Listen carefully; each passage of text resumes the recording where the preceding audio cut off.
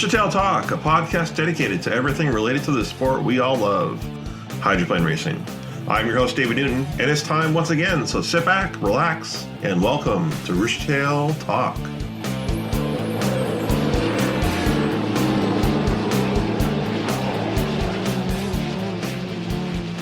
It is January 28th, 2020. This is episode 19, second part of the Madison Movie panel discussion. And hey, how cool is that? We have a brand new introduction to the show, professionally done by friend and talented musician Don Mock. Really appreciate his efforts in producing that and making that intro and that little jingle for us. It's a cool way to start the episode. I think it's encompassing a lot that we all love with hydroplane racing, right? That sound of the Griffin engine, the piston engines, the turbine engines. I can't think of a better way to start the episode than that. I think every time I hear that Griffin motor start up, it gives me goosebumps. So hope you enjoy it. I loved it. Thank you very much, Don. Really appreciate it. Well, anyways, last week we left off. Don Mock was actually talking about the models used in the filming of the movie.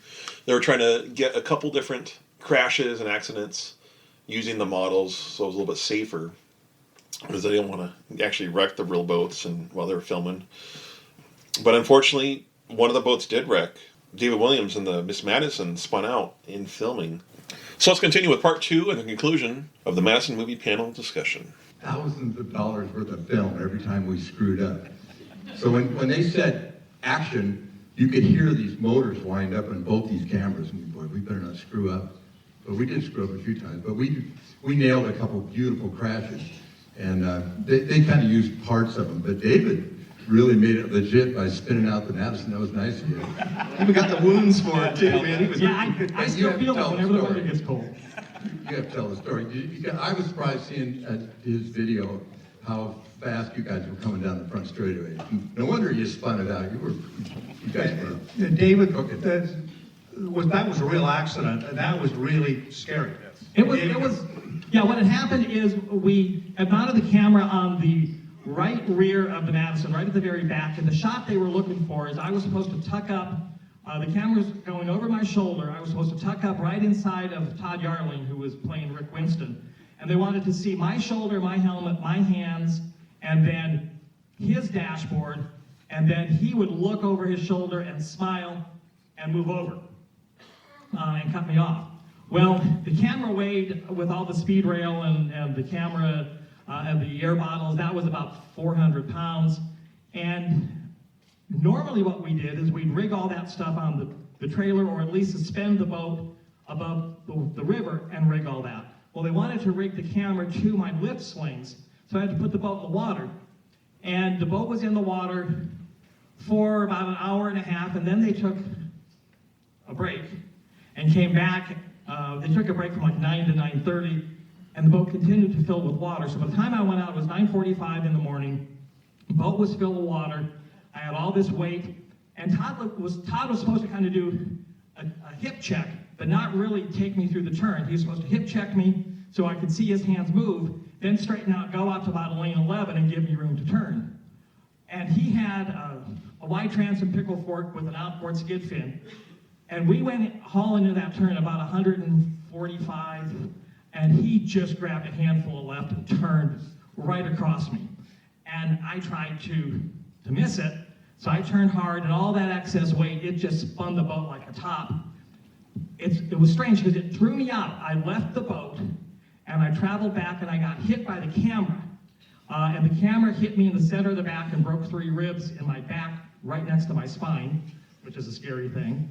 But I ended up landing kind of sideways back in the cockpit, so I never entered the water. But if you look at the onboard film, I had an American flag on my left shoulder, and the camera's over my right shoulder. And you can see the spray. In the middle of the spray, you see this American flag come flying through the spray, and then come right back at the lens of the camera. So the funny story is, I think, Larry, did you walk up to the hospital with me? Yeah. They were so freaking cheap. They only had 1 ambulance, and if the ambulance took me to the hospital, they'd have to shut down shooting because you can't shoot without an ambulance on set. So they had me walk to the hospital, and as we enter the the emergency room of the hospital. I'm all wet and I know that I've got broken ribs. And who was the very first person we meet? Bruce Dern. Yes. Because before a major actor can perform in a movie, they have to go through a complete physical for the insurance because you don't want to get halfway through the movie and then find out that he's got that he keels over dead. So Bruce is a motorsports guy, and he does this. He comes up and goes, "So how are those boats going?" I don't know if you've ever hurt so bad that you can smell the pain, but it was the most excruciating thing. I may have called him a son of a bitch. I'm not sure. But it was also that I've never seen a hospital that small before in my life, other than some of the work I've done in West Africa. This was a little tiny hospital, and so there was. I'll let you talk about the how come you can't race anymore, but it was a very pivotal part of this this production, because if David had taken any kind of pain medication, which would be normal for a person in this situation, we simply, there would be no driver. So you had to resort to some other methods. Mark was sort of my backup driver on the Madison. I think he'd gone home by then, so there was no backup driver. And I went into the emergency room, and the doctor said, "What happened?" And I explained it. And he said, "Do you think you have broken ribs?" I said, "Yeah, I think I have broken ribs." And he said, "Do you want me to find out?" I said, "Yeah." He said, "Are you sure? Because you probably don't want me to find out." "Why?" "Because if I find out you have broken ribs, I can't let you go back on the set. You're done with the movie." "Oh, well, how do you treat broken ribs?" "Well, we wrap them with a bandage, and we give you pain medicine." "Well, how do you treat bruised ribs?" "We wrap them with a bandage, and we give you pain medicine." "Well, gosh, I think I have bruised ribs. Don't I have bruised ribs?" "Well, yes, I will diagnose you with bruised ribs. But here's the next problem. If I put you on pain medication, guess what? You can't go back. You can't be back on the set driving. So if I give you any pain medication, you can't go drive the boat." "All right. So what are you going to do?" "Well, I could wrap them for you. But there's a guy over in Kentucky who's an acupuncturist. You think you'd believe in acupuncture?" Well, at this point, it hurts like the dickens, and I say I'll believe in anything. So we go over to Kentucky, and I get my very first, last, and only acupuncture treatment, and it does absolutely, totally, completely nothing.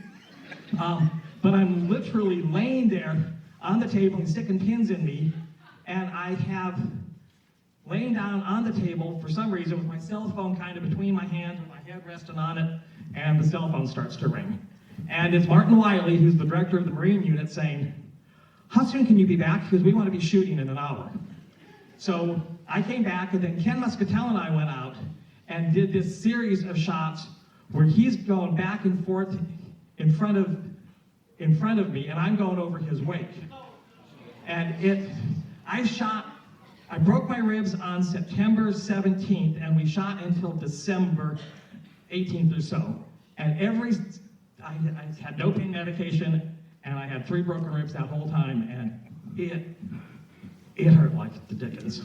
Just let me add something here, because this is just the reality, to give you a sense of the reality, because this happened, and because I was actually out that day that I think I was actually at a race, and yeah, I think you were running a trim boat, and we had, Jerry Kingan was driving the boat. And the thing that's important is that it was after that, and I almost got thrown out of the boat, my boat that I was driving. We all ended up like halfway across decks because this was really pretty dangerous.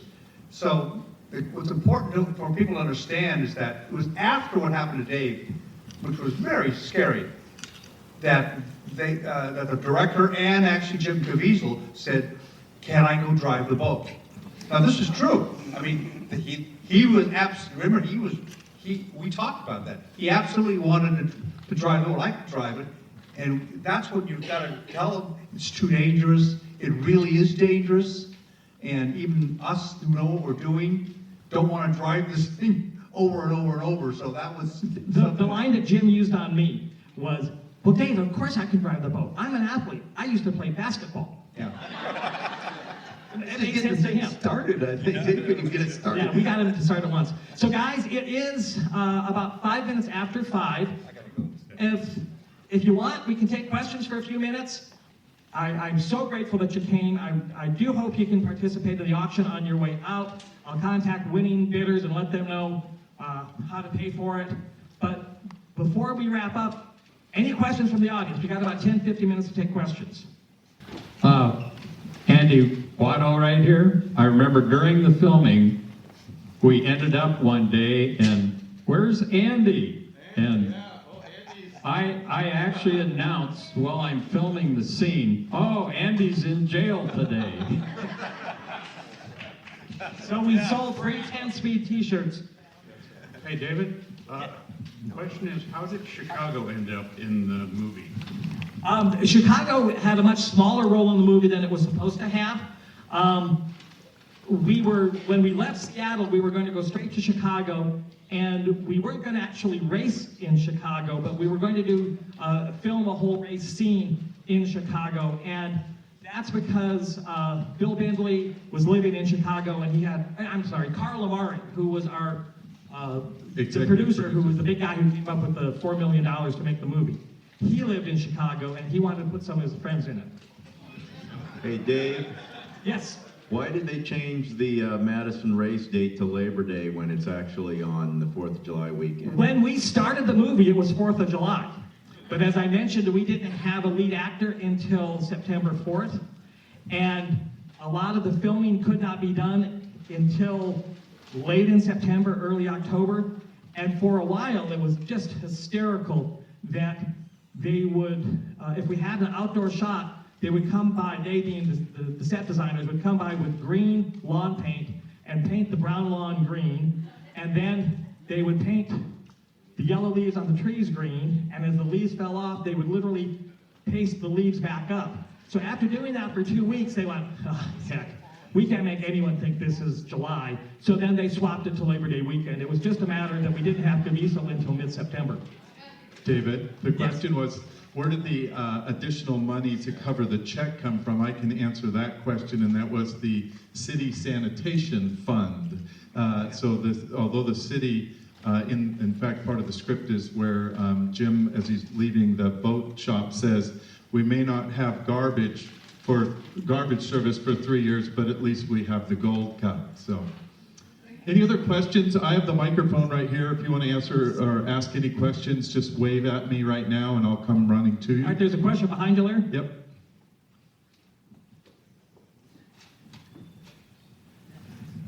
Thank you. This question is from Mark. I have seen you get towed in a few times and you always have a camera in your hand and you're taking pictures of the crowd. Now, when you and Mitch did this swap, at the very end, I see you with both hands in the air and no camera. What happened? It was tucked in my life jacket. That's right. And you know what? I just got to thinking about something. Speaking of insurance, Larry, Yes. do you remember you took a ride across the bay with me? One leg in and one leg out. Yes.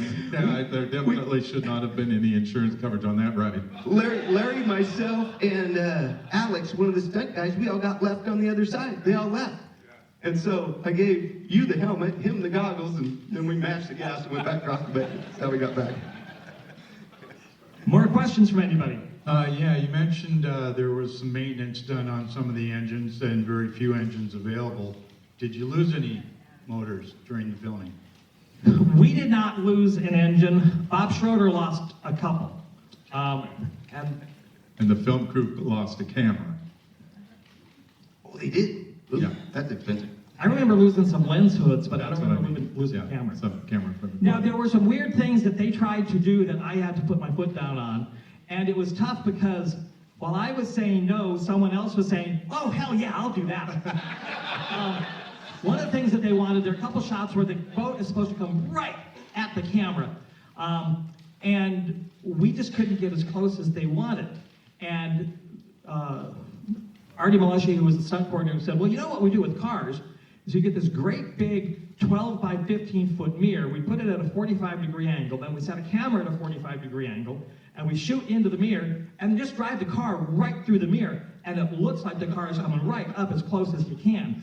Well, I thought that was a really stupid idea, but Mark was all for it. Would have been a cool shot. I talked to the stunt guys. They said they did it all the time. You just have to duck just before you got there, I guess. And David, we did have to remember we had to make multiple trips. Peter would know this. To Louisville, was it not, to pick up engine parts? I remember making at least one trip down there to pick up things that couldn't be shipped directly to because FedEx was in. Yeah, we had several things. Usually, the only thing that I know that we consistently broke were scavenging pump drives on the oil pump for the Miss Madison. I know I lost 2 of those, but I don't remember. And then we were always getting the Budweiser and the Atlas exhaust stacks rewelded because those tended to break. Now, another thing that they wanted to do is they wanted close-up shots of the propeller spinning. So what they wanted to do was pick the boat up on the crane, put a driver in the cockpit, start the engine, hang it with the propeller 8 inches above the water, and then have crew guys get up and down off the back of the boat to change the weight so that the back of the boat would go down and touch the water, then they'd jump off and the prop would come out. I didn't think that was a very good idea, so I wouldn't let them do that either. Jerry, you look like you have something to say. Yeah, I have one quick observation about the filming, and it was in the movie. The yellow boat, I think it was Town Club, went dead in the water, and the helicopter's there, and the helicopter's filming. Well, my mission was to go out, go dead in the water, and then get mad and kick the engine and throw my helmet down and my goggles. So the helicopter's coming, the movie's on, I take my goggles off, throw them in the seat, it bounces off the seat down into oily bilge water. I take the gloves off, take the helmet off, they're gonna do 3 takes. So now the helicopter's going around and I'm putting the oily goggles back on and there's oil running down my face. I can't even see the helicopter. As soon as I hear it, I take them off, throw them down. But that was an interesting project. So Jerry mentioned the helicopter. That was our limiting factor for the speed of the boats. The boats did not run as fast as we would normally run them. The helicopter had a gyro stabilized camera and a big bulb in the nose. It was called a West Cam. And if the helicopter turned at faster than 120 miles an hour, it upset the gyros in the West Cam and they lost shot. So whenever the helicopter was there, we had to keep the boats at 120 miles an hour. And then once the helicopter left, if we went up and ran at 140, it didn't match. Inconsistent. So for the whole film, for most of the film, we ran at 120. There was a few times, a few people got it up faster than that. Just one other quick thing, David. So there were multiple boats with multiple paint schemes, and the Pay and Pack, the Town Club, the Cat's Pride, and what ended up being the camera boat for all of the shots with the driver in the cockpit. Those were all the same hull. That was the Miss Berian hull, and as Peter would tell you, I think, and David, you guys had to take many layers of paint. You should have just pulled the whole deck off the boat, right? It would have been easier. George Greer, was it 16 layers of paint? It was house paint. Yeah. Yeah, they would paint the boat with house paint in between takes. It looked like I painted it. And then when they figured out when we were doing the two-headed hydro that the full boat would never be in shot, they realized, oh, we only have to paint half of it. And then they would paint one half one color and one side the other color so they could do 2 shots. So there were times when the Berian went out where the front of the boat was red, the side of the boat was yellow, the other side of the boat was blue. It was a patchwork boat. Yeah. So we are right at 5:15. If anyone has a question, I'll take a last question. If not, I'd really like to turn you loose and ask you to please go out. And bid on the silent auction items that way. Get your Madison t-shirt, your Madison hat, and your Madison button, and help support the museum. Thank you so much for coming, and thank you, David.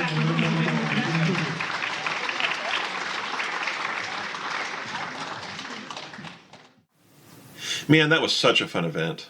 I have really enjoyed watching the movie one last time on the big screen, hearing the discussion afterwards, and it's just hard to believe it's been 20 years since the movie was made. Doesn't seem like that long ago, but I guess it is. Well, the Hydroplane and Raceboat Museum did a great job of hosting the event, and they host a lot of events throughout the year, so check them out, thunderboats.org. They host a lot of events, a lot of speeches, seminars, different events, different shows at the museum. So check them out. for their calendar and their upcoming events. The next two events they have listed at the museum is on Saturday, February 15th. They're going to have a radio-controlled model hydroplane show that is in honor of my father, Roger Newton. Check them out and see all the models. There's a lot of beautiful models that the people around the area build from 10 a.m. to 4 p.m. That's always a great event.